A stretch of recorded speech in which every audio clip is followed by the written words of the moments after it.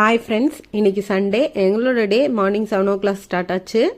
இன்றைக்கி நாங்கள் மார்னிங் எந்திரிச்சோன்னே ஸ்ட்ராங்காக ஒரு காஃபி வச்சு குடிச்சிட்டு இன்றைக்கி லன்ச் மெனு ப்ரிப்பேர் பண்ணுறக்கு ஆரம்பிச்சிட்டோம். இன்றைக்கி நாங்கள் என்ன வாங்கியிருந்தோன்னா நெத்திலி ஃபிஷ் தான் வாங்கியிருந்தோம்.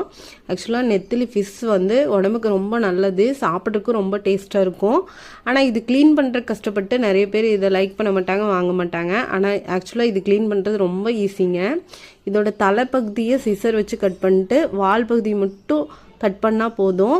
பெரிய ஃபிஷ்ஷில் தான் செதில் இருக்கும், சின்ன சின்ன ஃபிஷ்ஷில் செதில் இருக்காது. அதனால் பிரச்சனை இல்லைங்க.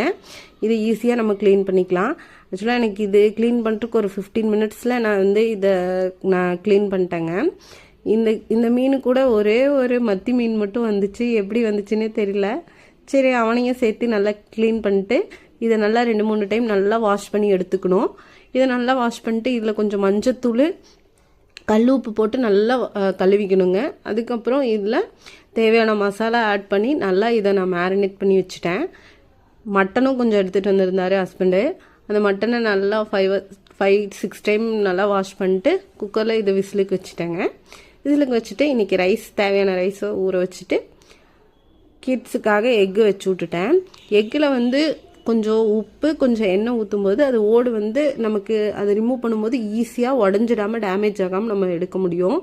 நெக்ஸ்ட்டு மட்டன் குழம்புக்கு தேவையான மசாலாலாம் ரெடி பண்ணி வச்சுக்கிட்டேங்க. எப்போவுமே தேங்காய் இதில் மட்டன் குழம்புல கொஞ்சம் கம்மியாக தான் ஆட் பண்ணும்.